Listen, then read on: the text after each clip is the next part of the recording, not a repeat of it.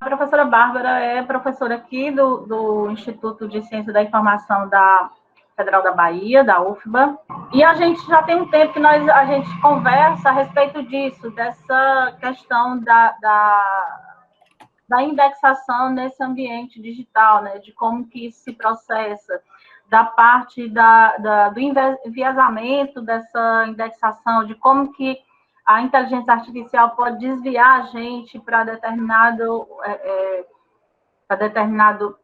recuperação da forma como se queira, né, como isso acontece. E hoje ela vai falar sobre isso dentro da nossa disciplina. Eu espero que vocês aproveitem. Quem não puder ver aqui vai ver depois, só vai demorar um pouco mais, porque tem mais de 2 vídeos para serem editados na fila e logo em seguida dentro dela.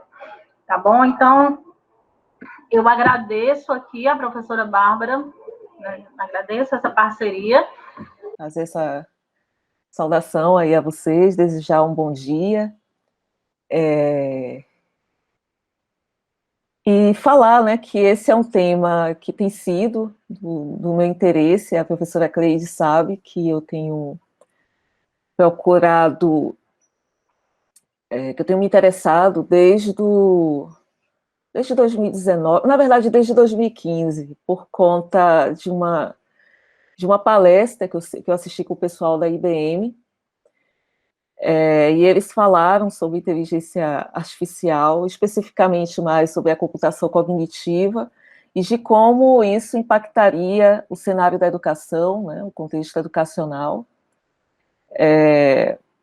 como já estava impactando o cenário jurídico, porque naquela época os exemplos que eles deram foi do cenário jurídico, e aí é que eu pude perceber, de fato, o quanto a inteligência artificial já estava envolvida, né, na nossa vida, impregnada em vários sentidos, porque até então eu tinha o conhecimento, né, da inteligência artificial, sabia que estava avançando, mas não da forma como foi colocada naquela reunião em 2015 lá com o pessoal da IBM. Aí que eu vi, e aí eu comecei a ficar atenta de que a nossa área, né, o nosso campo de atuação, nesse caso a biblioteconomia, como também sofreria influências, né, da inteligência artificial. E aí, a partir de então, eu comecei a pesquisar, e em 2019 foi que eu decidi mesmo desenvolver parte das minhas pesquisas para esse assunto também, mas não falando de inteligência artificial numa coisa muito ampla, falando mais focalizada para a biblioteconomia, né?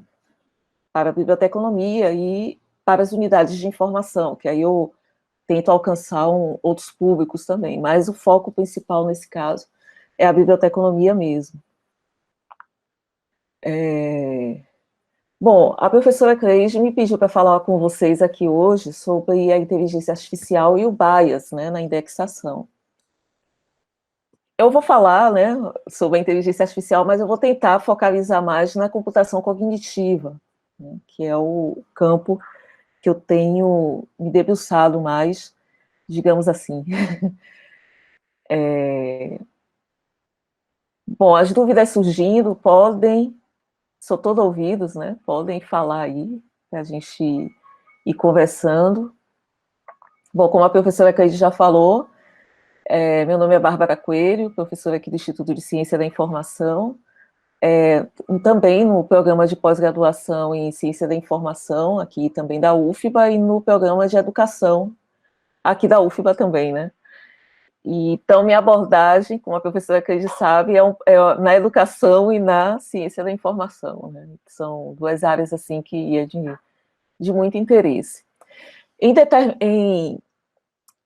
No ano passado, eu, professora Cleide e a professora Denise, nos reunimos e elaboramos uma palestra para o congresso da UFBA, que foi um congresso, assim, grande, não foi, Cris? Muita gente assistindo. E o nosso tema, na época, tratou sobre silenciamento e memória, se não me engano, o bias nas tecnologias digitais, né? Memória e silenciamento, os bias nas tecnologias digitais. E aí, que a gente está aqui falando, eu estou acompanhando, Cris. Aí, esse vídeo, inclusive, ele está disponível no YouTube, então a gente até convida quem quiser dar uma olhada e aprofundar mais nas discussões que eu estou fazendo aqui. Eu acho que é super interessante esse vídeo, porque a gente está falando de como os sujeitos podem ser silenciados pelo bias na inteligência artificial, ou melhor, pelos bias nas tecnologias digitais, e a gente focaliza um pouco mais na inteligência artificial. E é bem interessante, porque a indexação, ela pode silenciar ou pode criar, né, esse viés.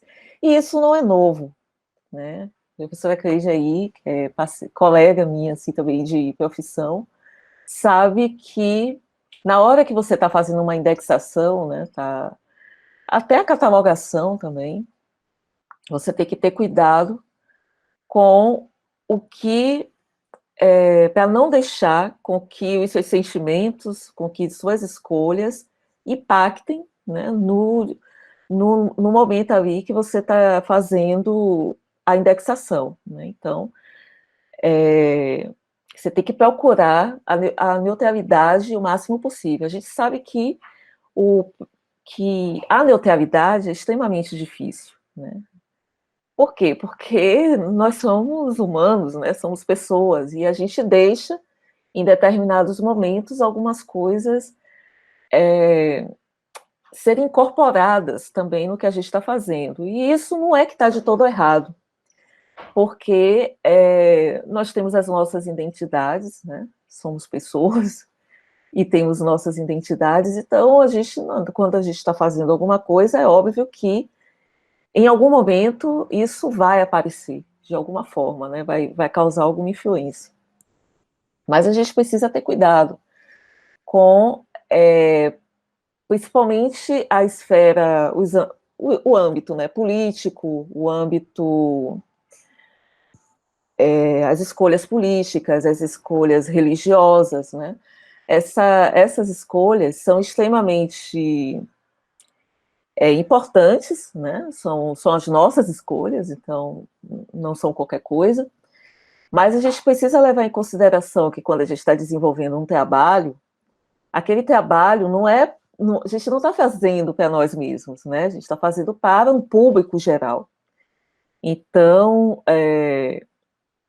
quando a gente está num papel de um indexador, está alimentando um banco de dados, uma base de dados, a gente precisa ter esses cuidados, não? E esse eu acho que é o cuidado primordial, né? A gente não pode omitir determinadas palavras, determinadas informações que estão em um livro, por exemplo, em um documento, porque nós achamos que aquela palavra ou aquela informação que está ali, que inclusive ajudaria a recuperar o material, né, o material bibliográfico, ou o item informacional, a gente termina omitindo ou escrevendo uma outra coisa porque é o que nos agrada. Então, isso é extremamente complicado, porque isso, com certeza, né, vai fazer com que o livro, né, com que o material chegue ao seu leitor, né, chegue ao seu usuário. Então, eu acho que esse é um elemento básico e que é recuperado agora no contexto da inteligência artificial, né? Vocês vão ver mais adiante aqui na minha fala, e que termina por atrapalhar, né, o desenvolvimento aí o desenvolvimento do trabalho, tanto do bibliotecário como também na recuperação dessa informação depois. E na inteligência artificial, a gente começa a perceber que isso também acontece. Do mesmo jeito que acontece com os humanos, né, com as pessoas que, às vezes, não estão preparadas para isso, e se deixam levar pelo bias, a gente começa a perceber que na inteligência artificial isso também acontece da mesma forma. E é extremamente complicado, né? Extremamente difícil. Então, o que seria o bias, né? O bias é um erro sistemático, né? Que é introduzido por fatores diferentes do efeito experimental. E, por exemplo, você tem lá o experimento, né? E você, ao invés de relatar o experimento, né? Você faz você introduz um outro elemento de ordem experimental, né? Então, se você tem um determinado fenômeno, você se deixa levar pelas aparências, mas não só pela aparência do objeto. Você se deixa levar também pela interseção da aparência do objeto e com as suas aparências, né? Com os seus elementos, né? As suas camadas. Então, isso é um aspecto mais que vem da filosofia, né, inclusive, porque o bias, ele nasce na filosofia. A pesquisa científica tem um conhecimento sobre o bias, porque nós pesquisadores, aí a professora Cris sabe, nós corremos o risco, né, a todo momento, quando estamos desenvolvendo uma pesquisa, a gente se deixar levar pelas nossas impressões, pelos nossos interesses, nossas escolhas, e a gente não vê que está fazendo isso, né? E vai criando um bias na pesquisa, vai criando um viés. Então, o bias é esse viés que perpassa e termina levando a pesquisa para um outro, né? Para um outro sentido, para um outro resultado, que é um resultado que vai ser muito mais próximo daquilo que eu quero, né? Então, eu tenho uma pergunta ali de pesquisa, vou para campo, e no desenrolar do campo, por exemplo, nas entrevistas que eu vou fazer com os pesquisados, com a coleta de dados em si, ali naquele momento, se eu não tiver cuidado, eu posso criar um bias, né? Então, o bias é isso. E aí ele não é exclusivo da inteligência artificial. Por isso que eu estou fazendo esse prólogo aqui, para vocês entenderem isso. Né, que embora que, inclusive, na rede neural tem hoje uma parte da rede que é chamada, inclusive, de bias, mas é um assunto que não advém, né, não é exclusivo da inteligência artificial. Vem da filosofia e perpassa por vários momentos, né, da interseção com o conhecimento. A própria biblioteconomia e a arquivologia também, na hora que está fazendo, né, a classificação, a indexação, pode correr o risco, né, se o profissional não estiver bem preparado, e levar a sério também, né, a lei e o código, né, o código bibliotecário, ele pode se deixar levar pelo bias, né, por esse viés que ele próprio começa a desenvolver no momento ali do que está fazendo. E a pesquisa científica também, né? Pesquisa científica, ela faz isso aí, como eu já falei com vocês. Uma coisa que acho que vale a pena chamar a atenção ainda com relação à pesquisa científica é que o bias, né, é um objetivo que precisa ser aprendido, né? Que você só vai ter conhecimento ou que você está propenso a desenvolver um bias se você tiver conhecimento a respeito do bias, né? Aí você precisa levar em consideração esse aspecto. Por isso que a professora Cleide já está trazendo esse assunto desde já para vocês, e que vocês, ao incorporar isso, vocês vão levar para vários momentos da relação de vocês com o conhecimento. Então, o perigo principal do bias é a geração de influências inconscientes e conscientes, né? Conscientes porque eu posso, como eu já falei no início, ter uma escolha com relação, começar a tecer escolhas por conta da minha opção, da minha opção de religiosa, até de gênero, racial, enfim, todos esses elementos, né, podem influenciar. E aí eu posso desenvolver o viés de forma consciente, sabendo o que eu estou fazendo, mas exatamente porque eu não concordo com o outro, né? Às vezes o sujeito não está aberto a outras possibilidades, né? Então ele tem uma visão unilateral das coisas e ele faz todas as outras escolhas com relação a isso, e com o trato com o conhecimento não vai ser diferente. Ele vai terminar espelhando essa situação. E o outro ponto é inconsciente, é quando ele faz isso sem saber, às vezes pelo desconhecimento do bias, né, o desconhecimento do viés, que ele pode tecer esse viés em um determinado momento, ou porque ele até tem conhecimento, mas ele está fazendo isso de forma inconsciente. E aí ele só vai se dar conta quando outra pessoa alerta ele sobre o que está acontecendo, né? Na época que eu atuava como bibliotecária, quer dizer, eu já atuei em algumas instituições, mas teve uma que especialmente me marcou, geralmente a última sempre nos marca, né? Que eu fui bibliotecária aqui da Academia de Letras. E eu percebia, né, que depois, quando eu fui olhar o banco de dados, eu percebi que a bibliotecária anterior se deixava muito levar pelas necessidades, né, pelo discurso da própria academia. Só que aquele discurso que ela se deixou levar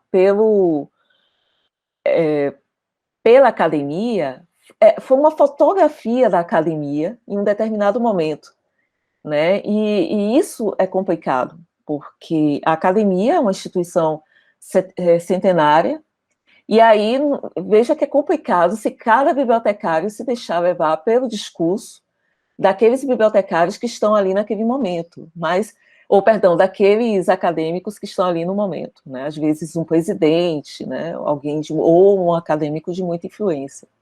Então, você precisa ter cuidado com isso também, porque a própria instituição da qual você está trabalhando pode influenciar também nas escolhas, né, quando você faz ali para poder fazer o tratamento com os descritores, né, para poder fazer a indexação, fazer a catalogação, a classificação. Então, e principalmente na indexação, né, gente? Então, a gente tem que ter o máximo de cuidado com relação a isso.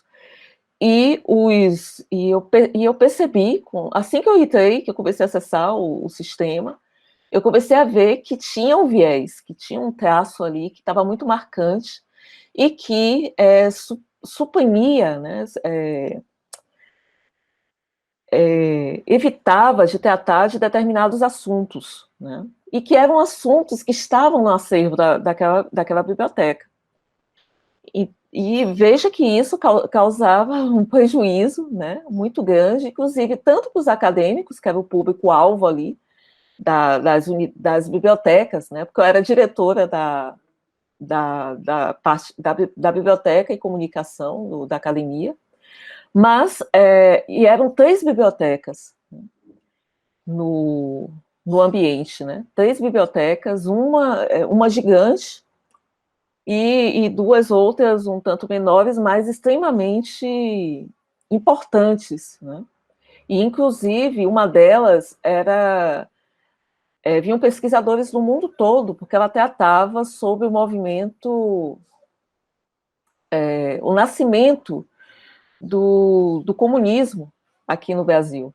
Então, ela tinha documentos assim relacionados a toda essa parte,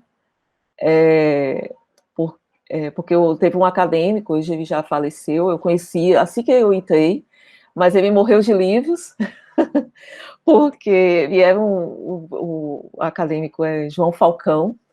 Logo quando eu entrei, demorou um pouco, ele ia muito na biblioteca, ia muito também, visitava também outros acervos, não lá na biblioteca, ou não lá na nossa instituição, outros acervos. E um desses acervos que ele foi visitar, ele tinha mania de pegar livros antigos e colocar muito próximo do rosto, cheirar, então ele pegou uma bactéria e veio, infelizmente, a óbito por conta disso. Mas essa biblioteca foi formada porque ele foi um ele já era um senhor bem idoso, né?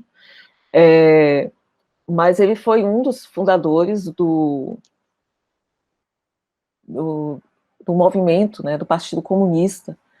Então ele tinha, assim, ele desenvolveu, eu vou esquecer, não vou lembrar agora o nome, principalmente da revista que tem lá, que é uma das poucas revistas que ele foi o editor na época, e é uma revista que trata, né, que exatamente fala do comunismo, né, do nascedouro do partido. Então, veja que o quanto pode influenciar, e a gente precisa ter cuidado, né? E aí isso pode acontecer também de forma inconsciente, como o exemplo que foi dado, né? E aí o que é que a gente vê, né, com relação ao contexto das tecnologias de informação e comunicação? Acontece que se a gente é capaz de desenvolver um bias numa unidade de formação, né, no trato com o conhecimento, com a inteligência artificial, isso não seria diferente. E aí, por quê? Porque ela trata também, né, com informação, ela trata também com conhecimento. Né, uma coisa que vale a pena aqui dizer para vocês a respeito de inteligência artificial, antes de eu entrar diretamente aí no complexo, né, que envolve a representação do conhecimento e aí a indexação nesse sentido, é a é o é de que a inteligência artificial, ela faz parte de um conjunto, né? Ela é um mundo, ela não é uma área de conhecimento, né? Quer dizer, é um campo do conhecimento, é um campo dentro da área da ciência da computação, e que tem crescido bastante, né? Principalmente nos últimos 7 anos, tem se tido aí um avanço muito grande na área da inteligência artificial, no campo da inteligência artificial, impulsionada principalmente pela noção, né, pela descoberta da computação cognitiva. Né? Então, a computação cognitiva, que é um campo, é um subcampo da inteligência artificial, assim como processamento de linguagem natural, imagem computacional, redes neurais artificiais, né? Então, todos esses são subcampos da inteligência artificial. E aí você tem outros elementos também, outros componentes, digamos assim, que fazem interface com esses campos da inteligência artificial, que é a computação em nuvem, o Big Data, né, o Big Data, também a IoT, também, né, a internet das coisas, né, também. Eu já falei aqui, né, da computação em nuvem, né, e então esse conjunto também avançou bastante, e são partes que são mais ligadas a hardware, e que pode dar, inclusive, toda a oxigenação de hardware que essa parte da inteligência artificial necessita, Então, se teve um salto qualitativo nos últimos 10 anos sobre esses avanços, né, da inteligência artificial. Mais uma coisa aí que vale chamar a atenção de vocês, né, já que a gente vai entrar nesse assunto, é que a inteligência artificial, ela faz muito bem, né, para quem já estiver aí pensando em comparar com os humanos, né, com a inteligência humana, o que a inteligência artificial tem como objetivo primordial é a emulação da inteligência humana, né, só que de forma artificial, e só por isso que ela trabalha, inclusive, com redes neurais, e se a gente fosse olhar uma rede neural artificial, a gente vê que a estrutura dela é muito próxima daquilo que se pensa de estrutura de rede neural cognitiva, né? Então, e ela, inclusive, utiliza princípios de uma rede neural cognitiva humana, mas mais uma coisa que, pelo menos, que a gente pode diferenciar essas inteligências é que, e essas redes neurais, né, digamos assim, é que a nossa inteligência é capaz de fazer várias coisas ao mesmo tempo, né? Você vê que aqui eu estou lendo, eu estou falando, eu estou observando coisas aqui ao meu redor, né? Eu tô ao mesmo tempo pensando, e às vezes vem outros pensamentos de coisas que eu preciso fazer, mas daqui a pouco. Então, veja que a rede neural humana é mais complexa, né? Enquanto que a rede neural artificial, ela treina para desenvolver um desses elementos, né? Ela não vai fazer tudo isso ao mesmo tempo. Então,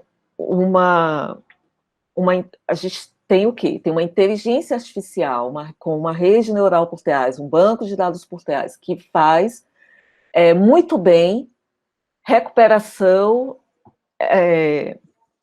ligação entre imagens computacionais de câncer de mama, por exemplo, para poder ajudar os médicos a tecer um diagnóstico, né?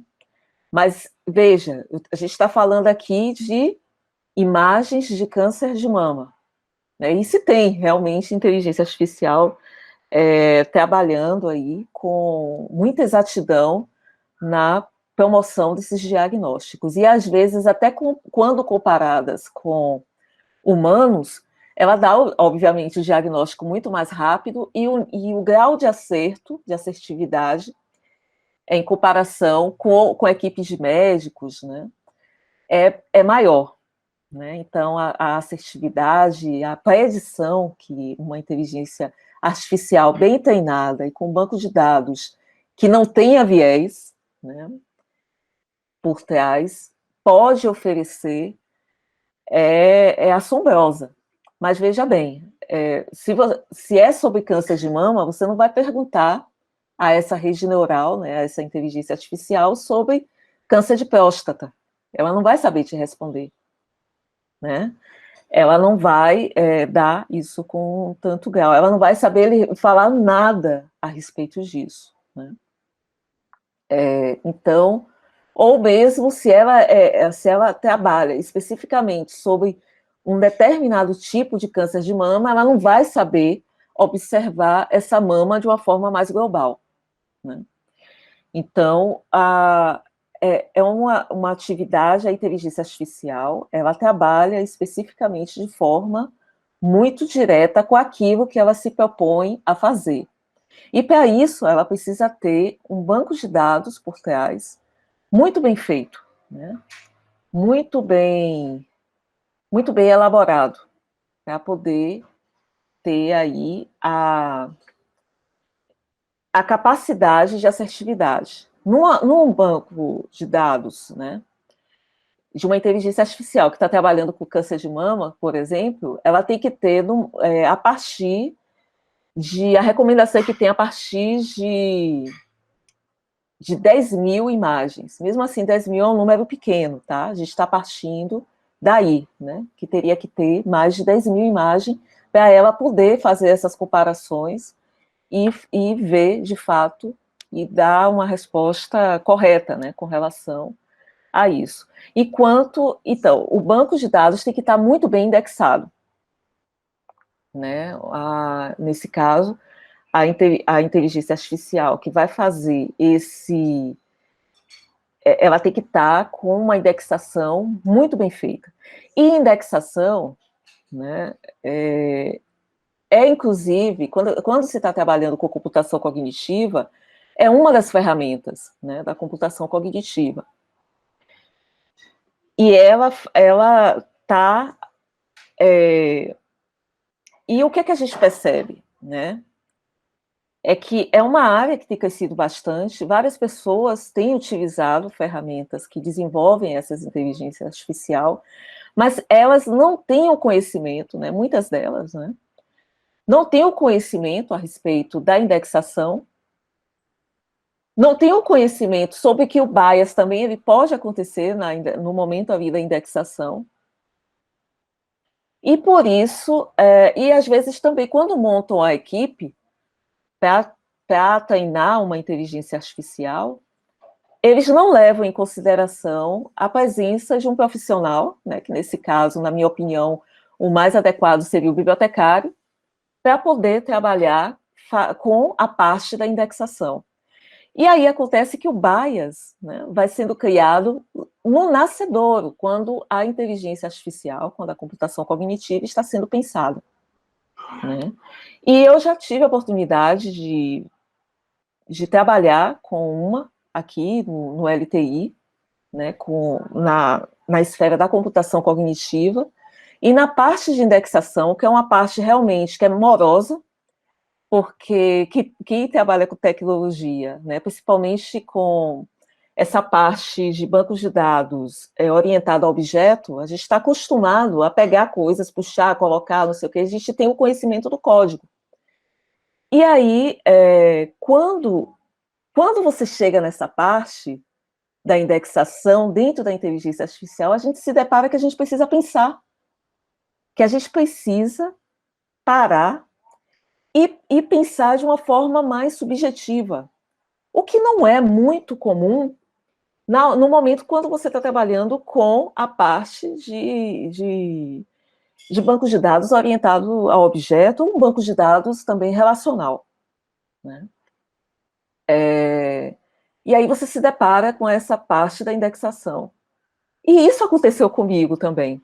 E aí que eu percebi, né, que na inteligência artificial, né, quando você está treinando uma inteligência artificial, isso é extremamente complexo. E é a parte talvez mais importante que vai garantir o sucesso dessa inteligência artificial quando ela começar a interagir com o público, né? E é a parte mais morosa também. Então, imagine alguém que só trabalha com a parte técnica, né, da tecnologia, tal, ali no banco, movendo o banco de dados, tal, formando o banco de dados, tem que se deparar tendo que pensar nesse nível nessa curva de aprendizado, que é a curva de aprendizado da indexação, né? Então, vai demorar mais, obviamente, porque você precisa prever o que o usuário daquela inteligência artificial perguntaria, né?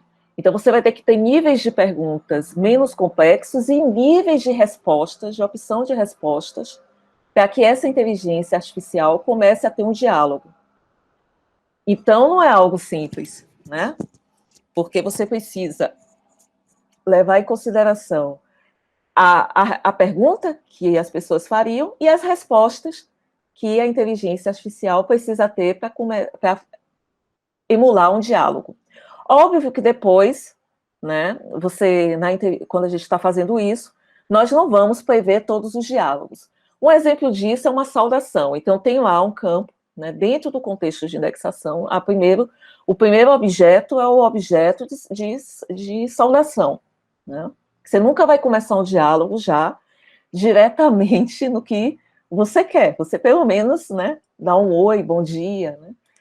Então, eu preciso ter, pelo menos, uma estrutura de que eu posso ter determinados tipos de conexão, como oi, E oi é diferente de um bom dia, porque um oi é mais informal, o bom dia já é mais formal.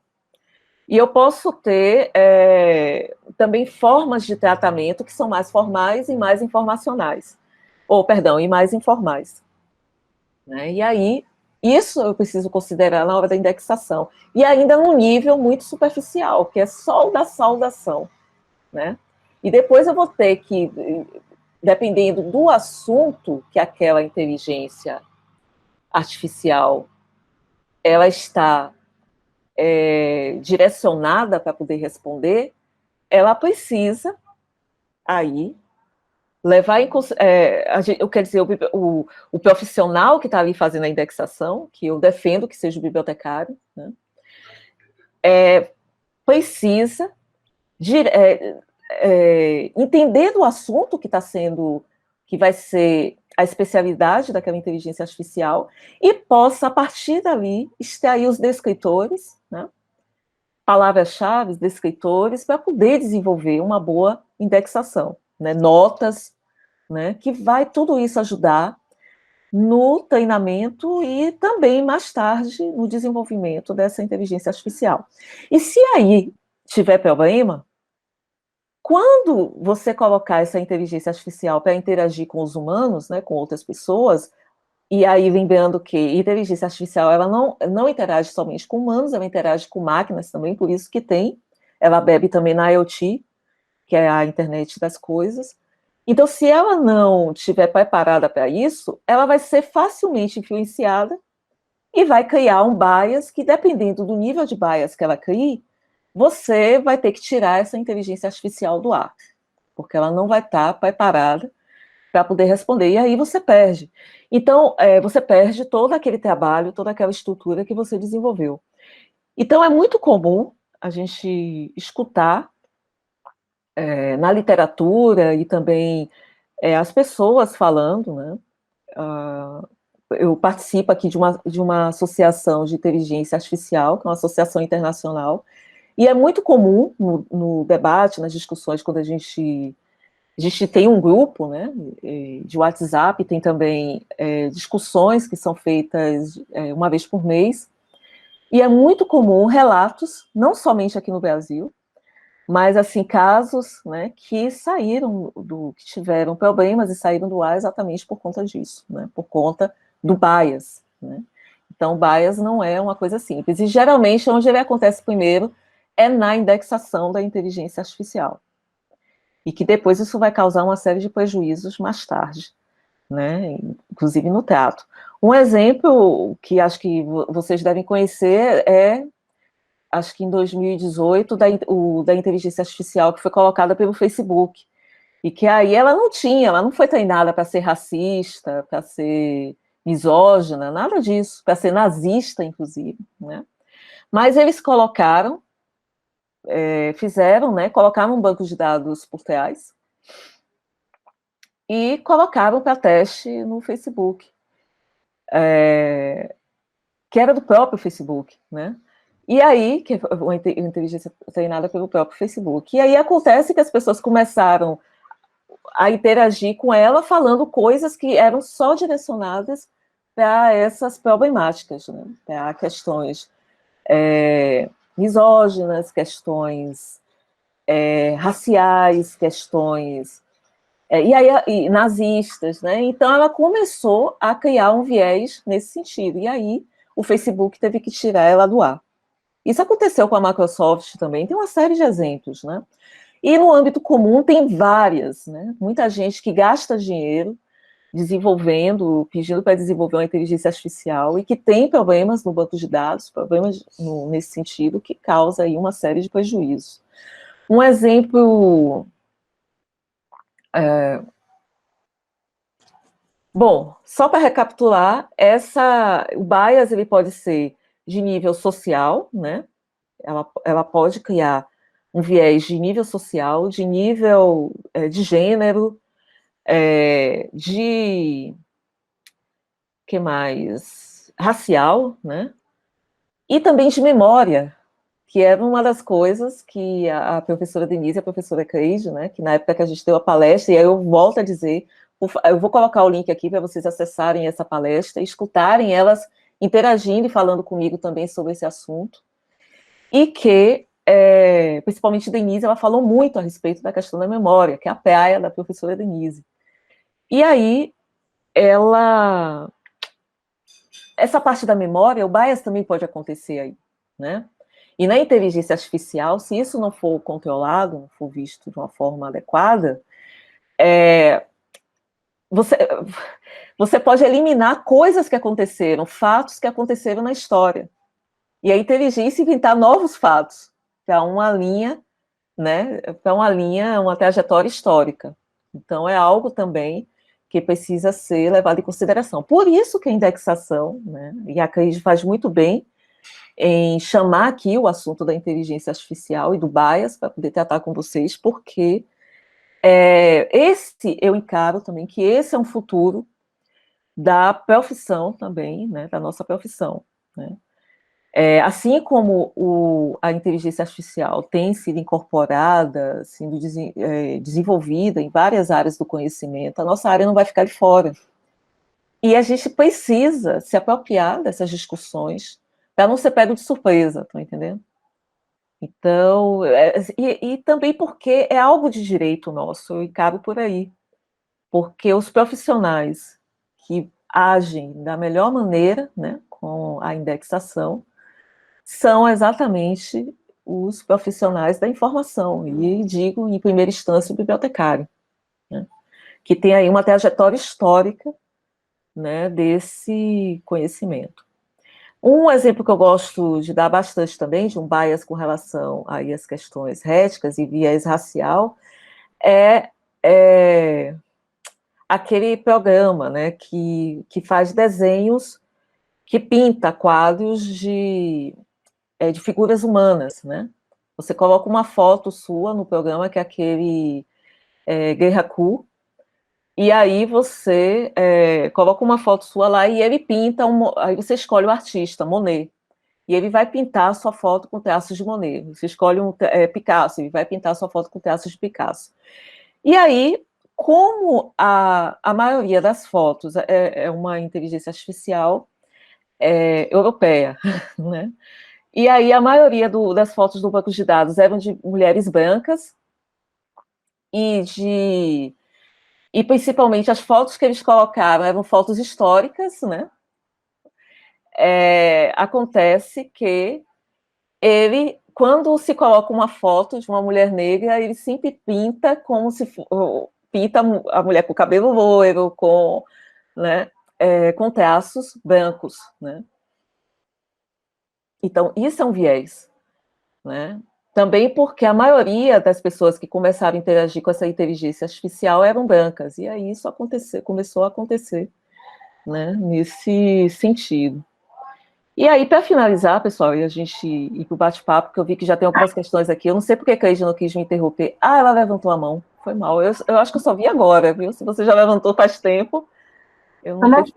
Era só para chamar a atenção aqui para o que o Janaína está perguntando, se algumas empresas usam bias para gerenciar documentos. O bias? É uma pergunta isso? Se usam ela dados? está perguntando. Deixa eu ver aqui no chat. no E aí, em chat. seguida, ela pergunta: terá sido isso que fez ocorrer um grande problema na empresa Amazon?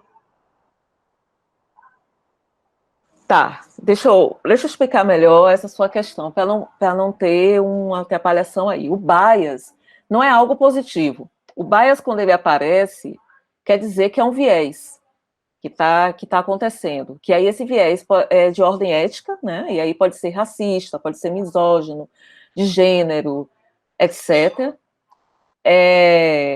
Mas, assim, acontece que quando se está desenvolvendo uma inteligência artificial profunda, que é deep learning, de aprendizado profundo, isso quer dizer que o que está por trás daquela inteligência artificial não é somente um banco de dados orientados a objetos.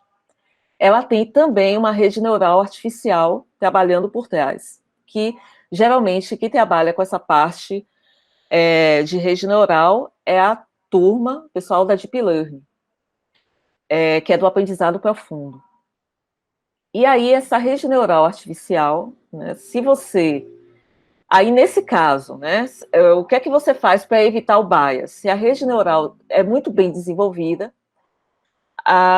o cientista da computação, né, a pessoa lá que está desenvolvendo a rede neural, ela já cria uma rede neural para o bias, dentro da rede neural. Então, esse tipo de inteligência artificial é mais sofisticada, né? Por quê? Porque ela já tem um bias embutido. E o que é que o bias aí faz nesse sentido? Aí ele tá colocado de forma positiva, porque ele já vai fazer com que a inteligência artificial, no treinamento, ela se depare com os bias que podem acontecer. Isso evitando de quando ela for colocada para poder interagir com os humanos, né, com as pessoas, ela, ao invés de cometer o erro com as pessoas, ela já comete antes. E aí a própria inteligência artificial, a própria rede neural, resolve o problema. Está entendendo, Hilda? Foi a Hilda que perguntou? Foi a Ida. Ela está perguntando se pode falar? falar aqui no microfone. Eu Pode estou sim. esperando você Assim, concluir. no começo do ano passado, eu estava vendo alguns periódicos e eu vi uma propaganda de denúncia contra a Amazon, porque eles colocaram tipo um leitor, que eu acho que é esse, né, que a gente está comentando aqui, que só lia currículos de homens, eles dispensavam os currículos das mulheres. Aí eram contratados apenas homens. E muita gente entrou na justiça contra a Amazon. Aí o que eu estava lendo se parece muito com o que você disse, mas não foi colocado de forma positiva, não. Foi colocado de forma negativa mesmo, para escolher aquelas pessoas que trabalhariam na empresa, sabe? Isso me chocou completamente. Quer dizer, nós estamos concorrendo com máquinas. As máquinas que estão dizendo quem deve, quem não deve estar lá, não importa o que você fez, não importa o tamanho do seu currículo, a máquina está analisando lá, a mulher não serve para cá, vamos trazer um homem. Perfeito, ótima observação. Né? Esse case que você está falando da Amazon é, inclusive, explorado bastante, assim, em algumas falas a respeito do bias na inteligência artificial. Acontece que foi de propósito que a Amazon colocou? Acredito que não, tá, Hilda? Mas ela não foi bem treinada. E aí é que tem que ter o cuidado, para o bias não acontecer. Pode ter sido também o quê? O bias consciente, ou consciente nesse caso, né, de que alguém, ao desenvolver ou ao indexar, né, às vezes quem eles contrataram para fazer a parte da indexação, fez vistas grossas à participação feminina, né, a participação da mulher nesse mercado de trabalho. E aí é bom essa sua fala para chamar a atenção do seguinte, que as coisas que já estão cristalizadas na sociedade, elas tendem a ganhar um vulto muito maior quando colocadas no contexto da tecnologia, especificamente no contexto de agentes inteligentes, como é o caso da inteligência artificial.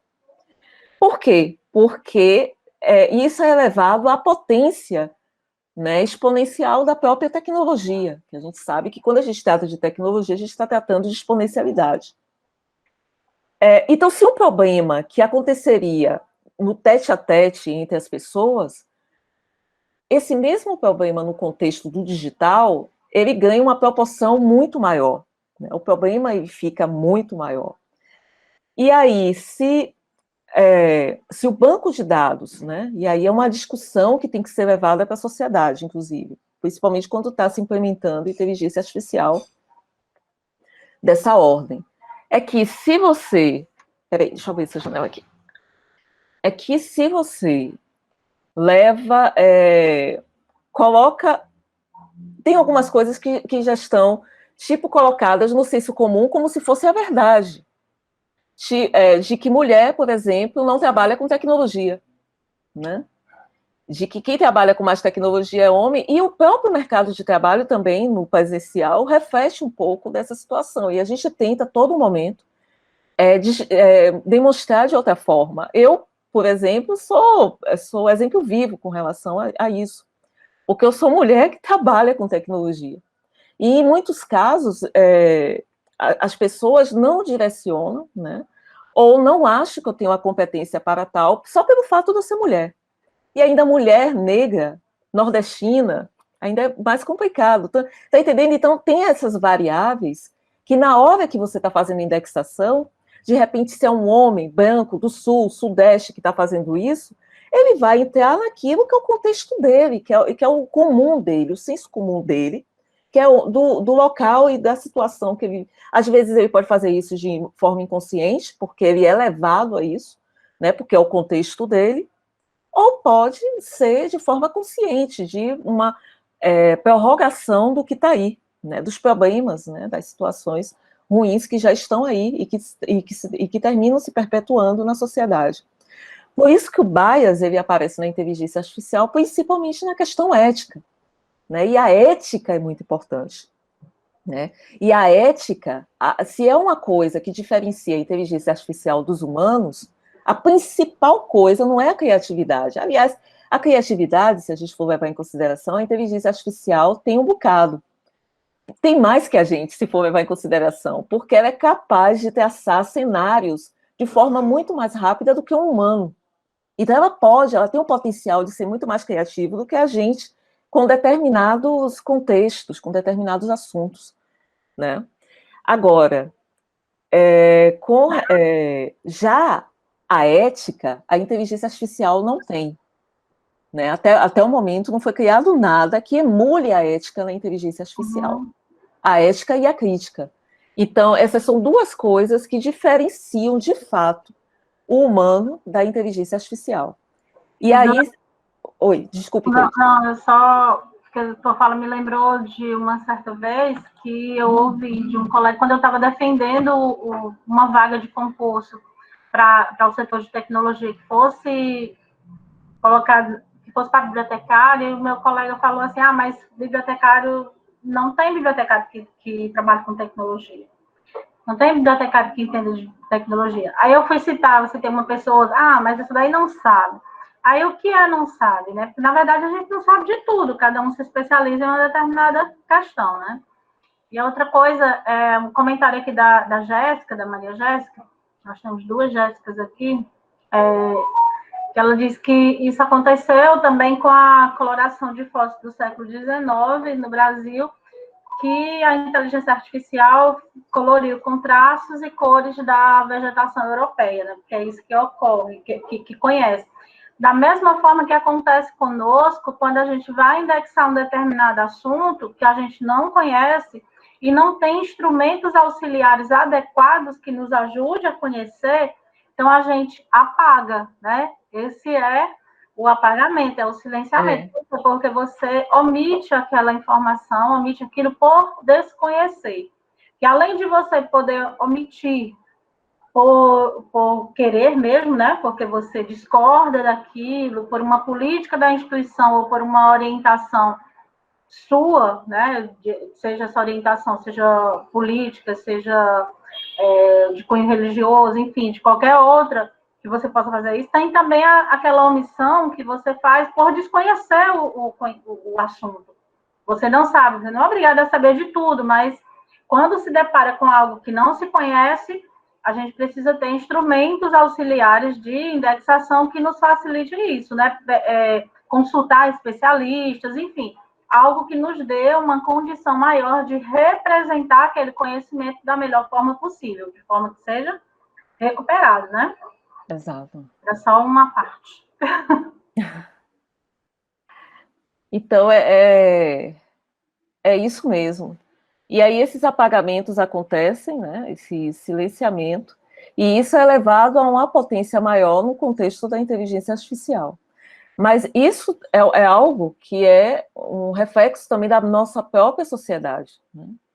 Porque, infelizmente, a inteligência artificial termina refletindo esse aspecto, seja na hora que ela está sendo programada, ou seja na hora que ela começa a interagir com os humanos, né? Às vezes a programação dela está até adequada, né? Fez um treinamento, mas se ela não tem se ela não tem esse algoritmo do bias, então ela não vai saber lidar com o bias quando ela é exposta a ele, né? quando acontecem esses vieses que são próprios também da sociedade, né? Esses exemplos são ótimos e ilustram que realmente é um problema sério. E aí, um exemplo que eu gosto de dar é o seguinte, com relação ao CNPq, por exemplo. Eu tenho o maior medo de quando eles colocarem uma inteligência artificial para poder ajudar a escolher os pesquisadores de produtividade, né?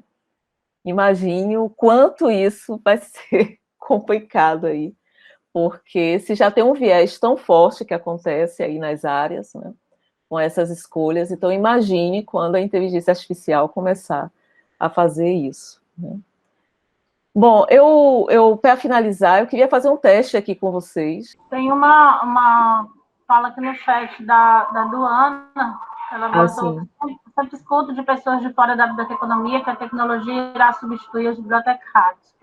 E daqui a um período o curso não será mais necessário, justamente por causa das inteligências artificiais e ferramentas de busca, né? Eu também escuto, Duana, isso já tem, eu fiz o curso de biblioteconomia, que eu sou bem antiga, eu fiz em 91, terminei em 95.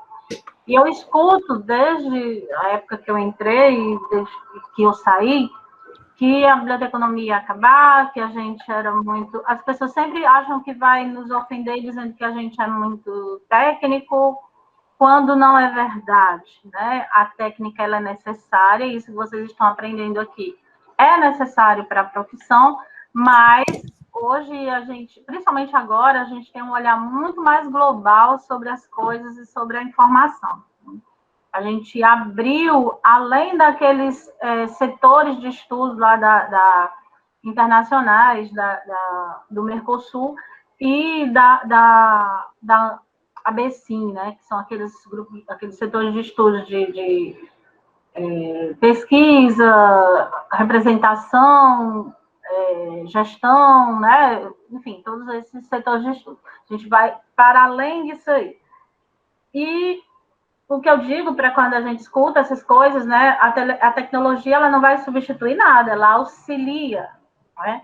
Ela ajuda a potencializar. Então, se o bibliotecário, né, se a bibliotecária, se aquela pessoa que está à frente da biblioteca ou de qualquer unidade de informação, não se atentar que precisa conhecer toda essa questão, todas as possibilidades que a tecnologia nos proporciona, realmente vai ficar obsoleto. Então, a tecnologia ela ajuda a potencializar. Por isso que por isso que a gente está trazendo essa questão de inteligência artificial para dentro da disciplina de indexação, porque eu acredito que a indexação é o nascedouro de tudo, né? Quando que a gente analisa aquela informação, é a parte central, é o mais importante dentro de todo esse contexto da representação da informação, organização e recuperação da informação. Mas, né, vamos sempre rebater essas coisas. E aí também tem a outra questão, às vezes tem pessoas que estão um pouco frustradas com a profissão, né? Porque ela, às vezes, não é exatamente aquilo que a pessoa quer e por N questões que não vale a pena nem a gente tentar imaginar, porque são várias, né? Acaba ficando naquilo ali e aí faz um desserviço, atrapalha tudo. Mas a área de biblioteconomia é uma área importantíssima, que dá para se atuar em vários ambientes, inclusive bibliotecas, que eu acho muito interessante isso, e que quando você gosta, você é feliz nisso, não vai dizer esse tipo de coisa.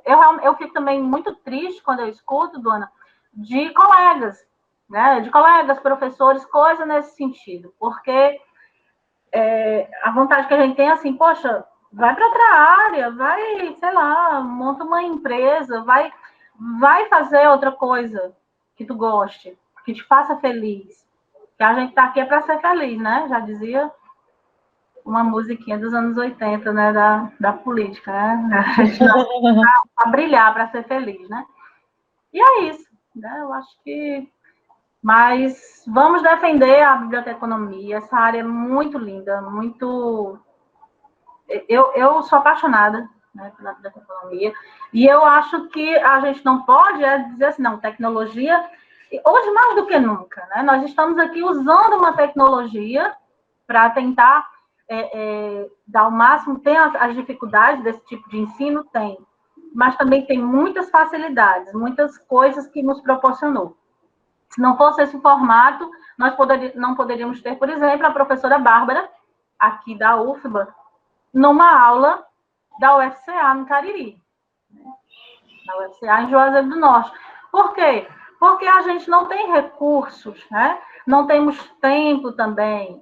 Demandaria, no mínimo, para ela ir dar uma palestra de um dia, de uma tarde, de uma manhã, demandaria pelo menos 3 dias, um dia de ida, o dia do evento e o dia da volta. E o outro dia de ir embora. Então, seriam 3 dias, no mínimo, para que ela pudesse estar presente, levando em conta toda a logística de transporte, de tal. Um recurso, porque nesse caso aí, 3 dias, são 3 diárias, mais 2 passagens, né, e de volta. Então, a tecnologia nos proporciona isso, da mesma forma em qualquer serviço da biblioteconomia, né? Em qualquer serviço que a gente faça, seja ele do setor de estudo de organização, como é esse aqui, nosso, né, de organização e representação, seja de uma parte mais de ação cultural, né, dentro dessa parte de recursos e serviços e de regime de informação. Perfeito, Cleide. Eu também, quando eu fiz a minha graduação, eu escutava isso, inclusive tinham professores do curso que falavam esse tipo de besteira. E foi na época do auge dos e-books, né? E também na transformação, no momento que estavam surgindo as primeiras revistas no formato eletrônico, que estavam surgindo também a ampliação, né, o pendrive, né? Esse tipo de coisa, que estava saindo de disquete, indo para Blu-ray e pendrives, essas coisas. Então, só veja qualquer mudança que tem, né? As pessoas começam a dizer que a biblioteconomia vai acabar. É muito triste esse tipo de comentário. E principalmente quando parte ainda do profissional, é vergonhoso, é patético, eu vou pegar algo pesado, porque como é que pode você dizer, você enfraquece, inclusive, uma profissão que é histórica, uma profissão tão antiga, que passou por, talvez uma das profissões que mais tenha passado por mudanças na sociedade, na história, né? E na sociedade também. Então, não é um aparato, um dispositivo que por si só, per si, vai fazer extinguir toda uma área, né? Então, é bobagem.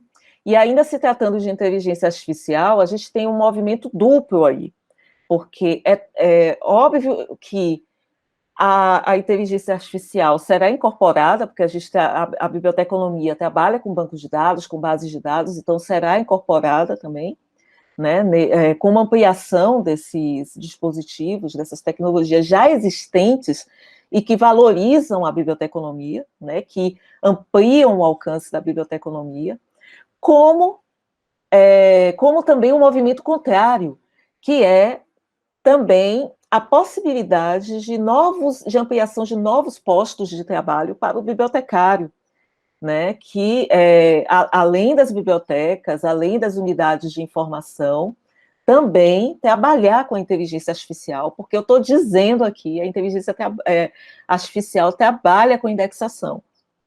E muitos dos erros, às vezes, que estão acontecendo nessas inteligências artificiais aí, que estão sendo colocadas, e que a gente fica sabendo dos casos, do problema, é falta exatamente de uma boa indexação, de filtragem, né, de entender que está lidando ali com a informação e que precisa saber lidar com estratégias de busca, com várias outras questões ali que estão, com classificação, né, temática. Então, tudo isso tem a ver e é extremamente importante.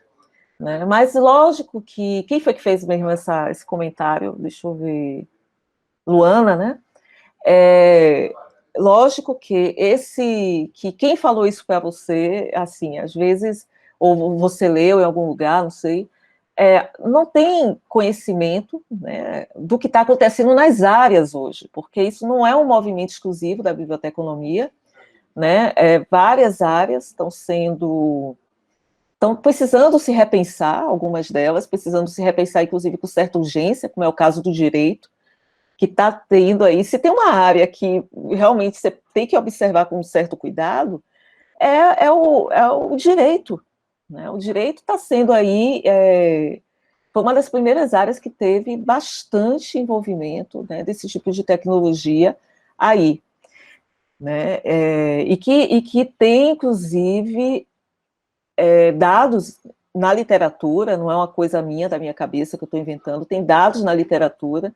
Aliás, me chamou a atenção que lá naquela palestra que eu comentei com vocês sobre inteligência artificial pela IBM, o que me chamou principalmente a atenção foi que eles disseram que já estavam, que tinham colocado essa inteligência artificial para rodar, como computação cognitiva, para rodar no mercado, que tinham 170 advogados para poder que trabalhavam para esse grande mercado aqui no Brasil e que tinha descido para 13 depois que a inteligência artificial foi implementada, né? Então é algo que, assim, então não cabe esse tipo de comentário no que fizeram para você com relação à biblioteconomia, né? Isso tem uma coisa bem maior por trás, né? Tem vários aspectos aí, né? E isso, inclusive, quem pensa dessa forma, eu acho que tem um bias aí, né? Tem um viés aí atravessando aí. Eu acho que, ó, de minha parte, é isso que eu queria trazer aqui para vocês. Aí, para finalizar, eu vou compartilhar aqui com vocês a minha tela, para fazer aqui uma brincadeira com vocês.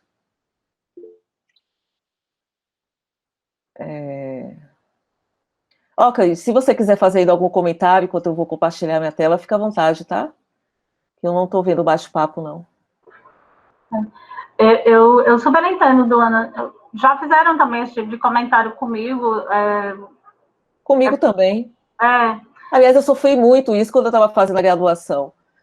Ela Né? disse Tinham que quem fez professores que falavam isso. Foi um aluno já graduado, na verdade, um graduado em sistema de informação. Eu já vi isso de alunos de engenharia falando coisas, enfim, é como a sociedade vê, mas como eu falei aqui, eu vejo um mercado muito promissor para a gente, né, para a área, nesse momento. Acho que a biblioteconomia, os bibliotecários, os profissionais da informação de um modo geral, né, que eu vejo arquivistas também, eles encontraram neste momento de pandemia, né, uma saída, uma coisa super interessante de visibilidade da área. Acho que a nossa área é uma área que está muito atuante neste momento. Né? Pelo menos a gente vê aí a quantidade de eventos que estão tendo, de eventos pontuais, assim, de um curso, de palestras que são abertas, às vezes até de disciplinas. Né? Tem gente fazendo disciplinas abertas para outros alunos, quer dizer, você pode fazer uma disciplina numa universidade lá sei lá, em Rondônia, por exemplo, que você não teria condição de fazer em outro momento. Então, eu acho que a gente, aos poucos, é só a gente alinhar esse discurso de combate, né? Mas é porque as pessoas da sociedade não conhecem ainda a área. Não é isso?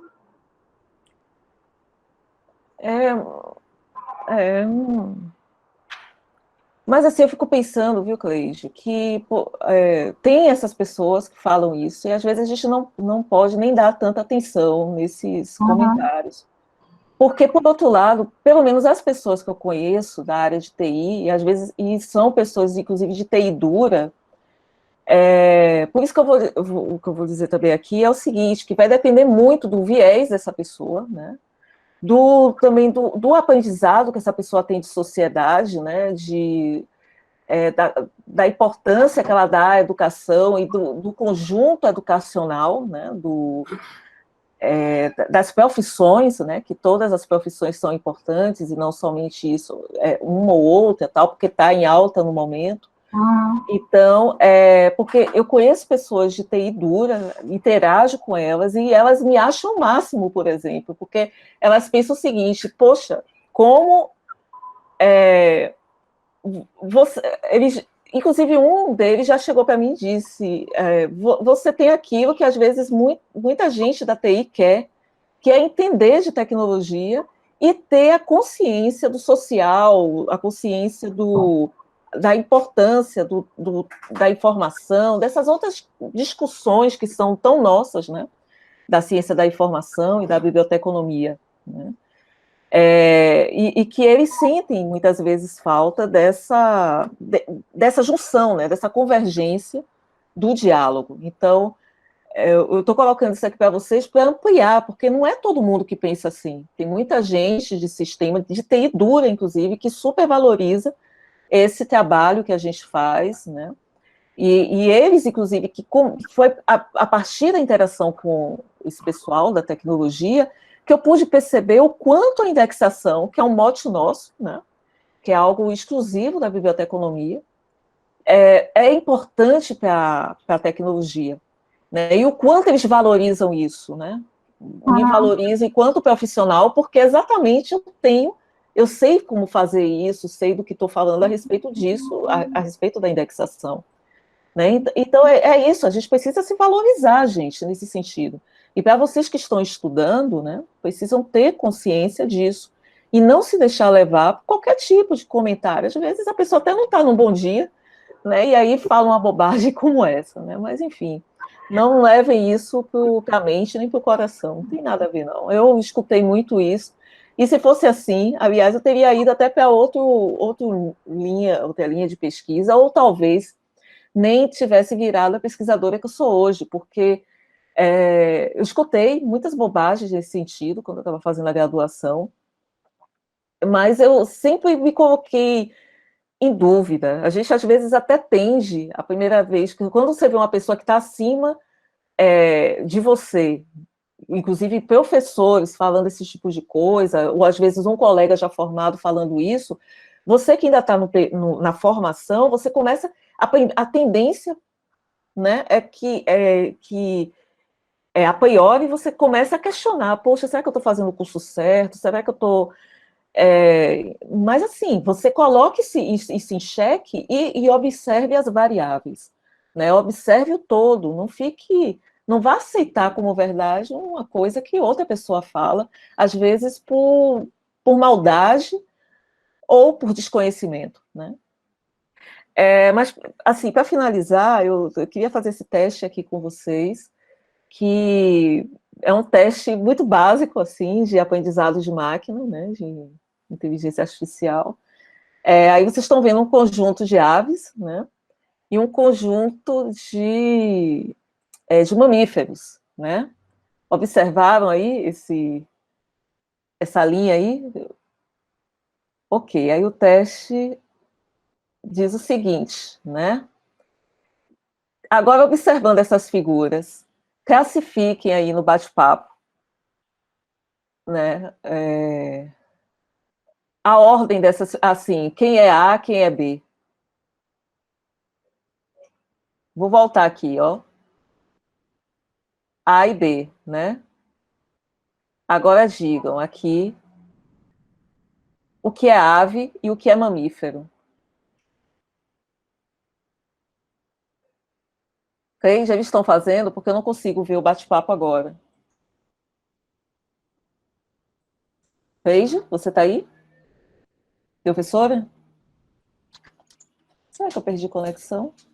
Não, ela tá pedindo para você esperar um pouquinho. Ela tá Ah, olhando tá. o chat. Sim, está fazendo. Eu fiz também, eu não sei se é assim, eu fui botando as letras. Certo. Só coloquem na ordem, né? Na ordem que está aí. Na ordem. Vamos ver o que é que vocês vão dizer com relação a isso. O pior é que eu estou enxergando um pouco ruim aqui. Ah, é? Não, mas enfim, acho que é isso. Deixa aí, então, peraí. Eu vou colocar numa outra. Como não tem a resposta aqui, deixa eu colocar aqui na outra tela. Peraí, rapidinho. Porque eu não vou mentir que eu não sei o que é essa primeira figura, não. É um pássaro.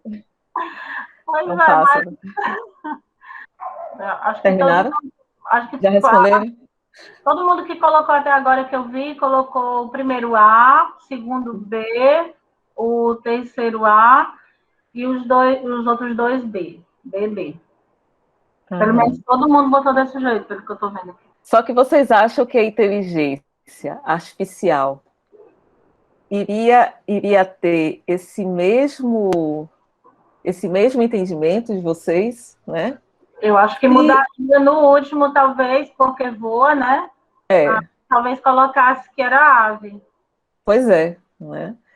Então, porque ela iria pegar, se a pessoa, na hora que fez a indexação, lá na inteligência artificial, colocou que tudo que é ave voa, e aparece a imagem do morcego, ela vai dizer logo que o morcego é uma ave, Uhum. né? E não um mamífero. Né? Se ela colocou que se alguém colocou lá que todas as aves voam e tem pena, tal, ela vai dizer que o morcego, né, é mamífero. E se colocou que todos os mamíferos não voam, a galinha logo seria mamífero, né? Então é só para mostrar o quanto a indexação é importante nesse sentido.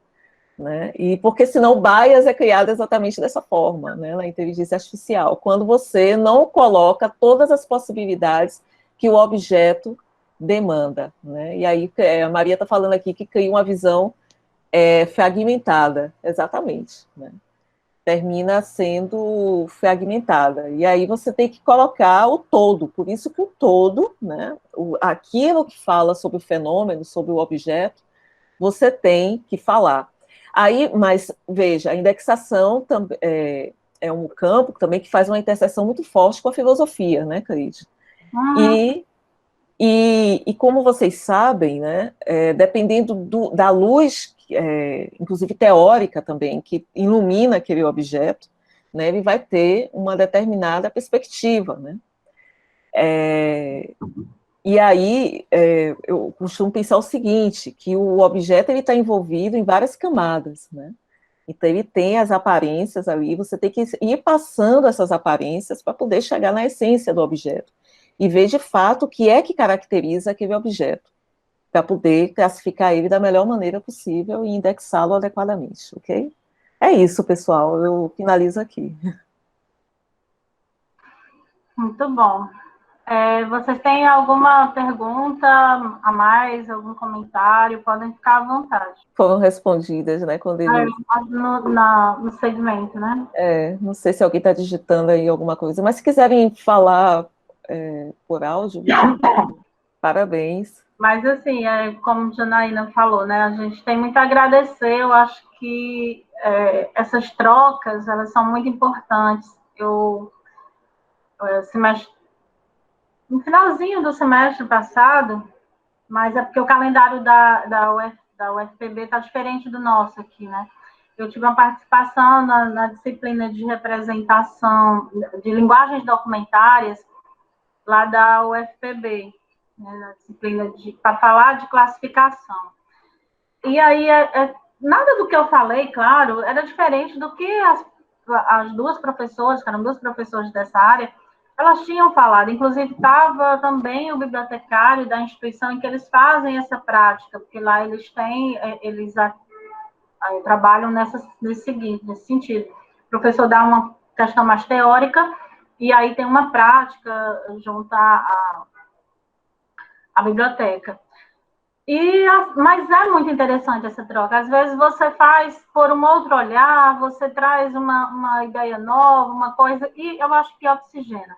E é exatamente essa vantagem que eu vejo nesse tipo de modelo agora de ensino, que eu acho que ela vai, mesmo quando a gente estiver no ensino presencial, a gente vai retomar esses momentos aqui. A gente vai retomar esse formato, porque tem um lado interessante, né? Claro que nós gostamos muito do calor humano, dessa parte de estar junto, isso faz muita falta, mas eu acredito que muitas coisas vão permanecer exatamente pela facilidade,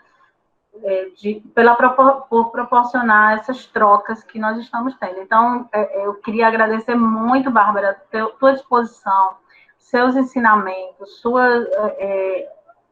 o fato de você estar aqui conosco hoje para compartilhar conosco aquilo que você sabe. Eu espero que você tenha inspirado aqui muitas pessoas, futuras bibliotecárias e bibliotecários, a trabalhar também, a desmistificar um pouco essa questão de que bibliotecário não trabalha com tecnologia, ou que a tecnologia vai inviabilizar e vai tomar qualquer trabalho nosso, né? Eu acho que é o contrário, é uma união de forças, né? Uma união de competências e de oportunidades para a gente poder seguir.